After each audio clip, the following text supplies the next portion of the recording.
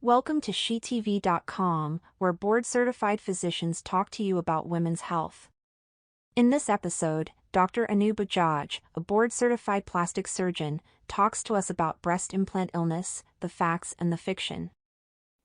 Hi, I'm Connie Franklin, and I am here today with Dr. Anu Bajaj. She is a board-certified plastic surgeon. And one of the questions I have for you today is we're seeing a lot of buzz on social media and even in the news about women claiming breast implant illness. What are the facts? Can you talk to us just about some clarifications on how you are as a physician and as a actual plastic surgeon who does place and do breast augmentations? So, breast implant illness, as this specific term, I think became really well or commonly talked about over the past 7 or 8 years.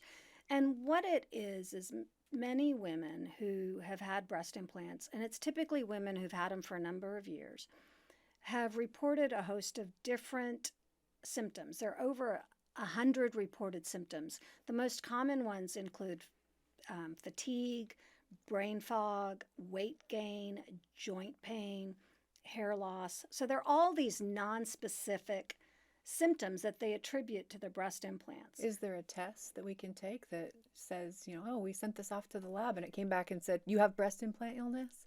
There is no specific blood test or anything that can be done that can say that it's breast implant illness. In fact, it's not even fully recognized as a disease process, for example. It's more of a social media process, if you will. Ever since breast implants began in the 70s, 60s, and 70s, we've always tried to attribute health concerns or health issues to breast implants. And repeatedly, most of the peer-reviewed scientific literature has not shown any causation between a breast implant and a disease process. Can breast implants make you sick? So there are a couple of different things that are related to breast implants and that can be caused by breast implants.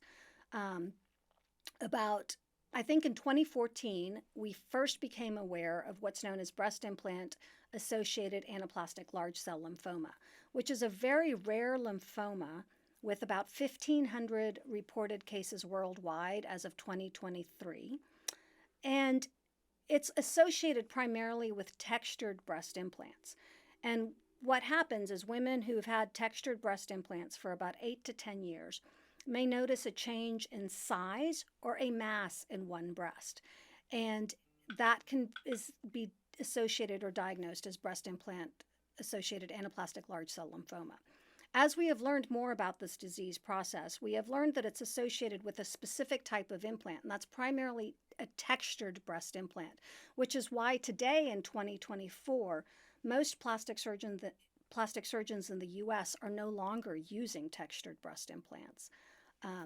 The good news about this type of lymphoma is it's easily treated if it's diagnosed early, which is why it's important that any woman who gets breast implants continues to take care of her breasts with routine, self-exams, routine visits with their doctor or physician, as well as mammograms. And you also have to remember that the current FDA recommendation for all silicone breast implants is a high-resolution ultrasound every 3 to 5 years. There is one other disease process that has been reported to be associated with breast implants. And this first came to light within the first, I think about last year. 2023 was when the FDA first brought it to everyone's attention. And that's breast implant associated squamous cell carcinoma, which is a carcinoma that can be found in the capsule that surrounds the breast implant. It too is very rare, with fewer than 20 reported cases. So that's, once again, it's rare, but that doesn't mean once you have breast implants that you're home free. You still just have to take care of yourself. And that's what's most important. Okay. What are some symptoms to keep your eye out for as far as breast implant health? So, one thing that patients may forget or don't recall or don't, when you're so excited and you're young and you want your breast implants because you forget to listen to all the small print. And so another thing to think about is that breast implants aren't going to last you forever. They were never designed to be lifetime devices, which means that at some point you're going to have to remove and replace them. And you might need to do that because they rupture. The risk of rupture for most implants is 1 to 2% for every year that you have the implant. So the older they get, the higher the risk of rupture.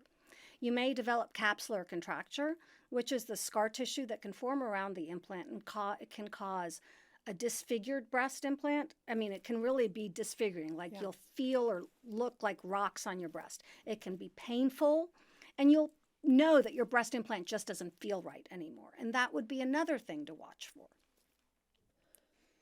If having your implants put in is a cosmetic procedure, and then you start having these health concerns with, they are lumpy, they are hard, does that become now a medical situation where you can use your insurance to get them removed? Unfortunately, no. Most of the time, if they were placed cosmetically, any further treatment will have to be done on a cosmetic basis. So capsular contracture would be something you would have to pay for the removal and replacement, as would be implant rupture. In certain instances with ALCL and the squamous cell carcinoma, since those are cancers, I think some of the women who have had those have fought with their insurance companies to obtain coverage. There are also several grant programs to provide financial assistance under those circumstances, but that's specifically for breast implant-associated ALCL or the squamous cell carcinoma. And I think it's important to remember, too, when you are seeing a plastic surgeon or any medical physician, you're always given the benefits as well as the risks. And it's like you said, sometimes you're just so excited. Those risks go in one ear and out the other. But we have to remember that if they're placed as it's a cosmetic procedure, then maybe always remember you need to be keeping that money in the bank for when they do need to be either removed or replaced. And is that going to be like, should I mark a date on my calendar that says, oh, they're 10 years old, time to go in and get these replaced? I don't think there's any way to definitively know when that time frame is. I hear women that come into my office and they'll say, well, it's been 10 years, so it's time for my next surgery. And I'm like, to be honest, if it ain't broke, you don't need to fix it. That's assuming you've been taking care of doing all your regular maintenance, which means, once again, your self-breast exams, your regular visits with your GYN or PCP who does breast exams for you, as well as your mammogram, and then your ultrasound every 3 to 5 years. That's what I find that women neglect the most, is they don't know that if they've got silicone implants, they're supposed to have their breasts imaged on a regular basis. Now, one thing to remember is the old recommendation from the FDA used to be an MRI, and that was cost prohibitive because nobody wanted to pay $3,000 every 2 or 3 years to have an MRI to look at their breast implants, which is why in 2019, the FDA changed that recommendation to a high-resolution ultrasound, which is much easier to do, much more affordable, and many plastic surgeons now even have the ultrasound in their office, so at least they can do a little bit of a screening in office before you have to go to a breast center and get a formal ultrasound. Is that something that you offer in your office? I do have an ultrasound in my office, but I am not a radiologist, so I can just get the ball rolling and then steer you in the right direction so we can get the right imaging for you. Great. Well, I love getting your take on all that information, especially just hearing, the facts on breast implant illness and hearing the peer reviews on it. I want to touch back on the breast implant illness and capsules. So tell us about what the process is there. So anytime you have a foreign material in your body's response is to protect it, to wall it off by forming a capsule because it thinks it doesn't belong. And so that applies to any type of implant, whether it's a breast implant, a pacemaker, anything that you put in your body will form a capsule around it. Most of the time, this capsule is very thin, soft, and even around breast implants is translucent, like it's paper thin. In capsular contracture, it becomes harder. In terms of the squamous cell carcinoma or the breast implant-associated ALCL, the capsule is actually critical to be removed because it's part of the disease process. And And so, because it's important for those two cancer situations, what's happened is when we talk about breast implant illness, many women have become concerned that their capsule is part of what's contributing to their disease process. And we have 4 studies now that are the largest studies thus far and are the only studies to have a control group as well as a breast implant illness, a self-reported breast implant illness cohort. And what those studies have all shown is that women who self-report having breast implant illness will have improvement of their symptoms regardless of whether the capsule is removed or not. So what that means is if you have a normal capsule, there is no need to go through the extra risk and extra surgery to have it removed. And it should only be removed if it is abnormal. And abnormal is that capsular contracture where it's very hardened. It's hardened, calcified. It's a very distinct entity than a normal capsule. This other study, one of these studies, they also looked at normal capsules and the content, like another issue or concern that many women have is the heavy metals that are in silicone breast implants. And one of the studies actually looked at all the heavy metal content in all the capsules and found that it is nothing more than what is normally found in our routine day-to-day interactions with water and stuff, and that the heavy metal content can also be related to tattoos and stuff like that, because you have to remember our tattoo ink has heavy metals and all that kind of stuff too. There are a lot of environmental factors that go into our body and how we feel, and even just stress and mental health and all that. So that that's always going to be affecting your physical health. Your mental health has a big part of your physical health as well. I would completely agree with that. One other thing I really wanted to touch on about the capsules is it's another social media thing and I get this too. A lot of patients will come in and say, so will you do an en-bloc capsulectomy? And I have to backtrack and say the term en-bloc came from cancer surgery. And the concept is that you remove the entire tumor with a rim of normal tissue around it to basically ensure that you have clear margins. So that's a cancer operation. Removing breast implants and removing a capsule is not a cancer operation. And so if we were to remove the implant and the capsule en bloc and take normal tissue, it can be very disfiguring. If the implant is ruptured, we will try to remove the capsule and the implant in one piece, but not taking healthy normal tissue around it, because that would be disfiguring and unnecessary. The reason why the whole issue with capsules and breast implants has become so confused because sometimes we do remove implants and capsules for cancer, and sometimes we don't. We're removing them because you want your implants removed.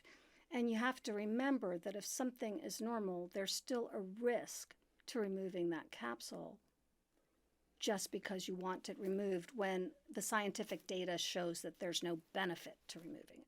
Does that make sense? Yeah, so you're saying you could be adding more danger and more risks unnecessarily. Correct. Well, and there's always going to be risks with any kind of surgery. Yes, surgery has risks, and the more aggressive the surgery, the higher the risks. Like taking out an implant and not doing anything to the capsule is pretty straightforward. Once you start doing a capsulectomy, you have a higher risk of bleeding and disfigurement. There are some women who have had en-bloc removals of their breast implants and capsules because some surgeons do propagate this or benefit out of it, and they have suffered extreme disfigurement, complications such as pneumothorax, which is collapse of the lung because the surgeon takes out a rim of the rib cage along with the capsule, as well as even death when significant vessels have been injured. So I think there has to be acknowledgement that that's not a benign procedure. Breast implant illness is a controversial topic, especially in social media, right? People feel very strongly. Women who report these symptoms feel very strongly about it. So do you find that it difficult for you to take your stance on it? when it's coming from such an emotional and vulnerable place for women? So, my approach is to take it more from a scientific background in terms of what I know and what I don't know. I also have to understand that as a patient, I don't, I cannot and will not discount what you are feeling. If you feel that you're sick and tired or not sleeping and that everything else is ruled out, and you believe that your implants will make you feel better, it's very likely they will. And that removing them will make you feel better. Um, so, and also, you know, I don't know. The verdict is out. Who knows? In 20 years, we might actually have a diagnosis of breast implant illness. Because who's to say that some individuals don't have more of an inflammatory response to a foreign body? We don't know. Some people theorize that people who are prone to allergies and so forth may have more of a response. Others feel like it's a low-grade infection or an inflammatory response. What I can tell you from the research, once again, going back to these 4 studies that have all been published in the Aesthetic Surgery Journal, have shown is that for women who have self-reported symptoms of breast implant illness, once their implants are removed, 95% report symptom improvement to some degree. That doesn't mean all of their symptoms. That means some of their symptoms for some of them, maybe 1 or 2 for a few, maybe all of them for others. So there is a certain amount of symptom improvement by removing your breast implants. And anecdotally, in my practice, what I have found is that most of my patients who have their implants removed are actually some of my happiest patients. So, you know, I don't know what the answer is. It might be a real disease in a few years because, you know, we don't know all the answers. We're continually learning. We are continually learning. That was a very informative conversation. I think we covered a lot that has to do with that. Are there any other things that you want to add to that before we move on? I think it's really important that as a woman, if you're going to have breast implants, that you fully understand the risks and benefits. And once again, when you choose to have them removed, once again, understand the risks and benefits. And it's also critical that you do all the maintenance that's required in between. Great. Well, thank you. Any additional resources that you can give our audience if they have more questions? So once again, I would say my website has some resources, my Instagram page as well, because I record a lot of educational videos on that. The Aesthetic Society has their website that has a lot of information on all the factors related to breast implants, and that's surgery.org. And then plasticsurgery.org is the website for the American Society of Plastic Surgeons, which also has, as I said, very well vetted and scientific information. Great. Thank you so much for your time. Appreciate it. If you wish to contact Dr. Bajaj, her office phone number is 405-810-8448 or visit her website, bajajplasticsurgery.com. Thank you for watching SheTV.com, where board-certified physicians talk to you about women's health.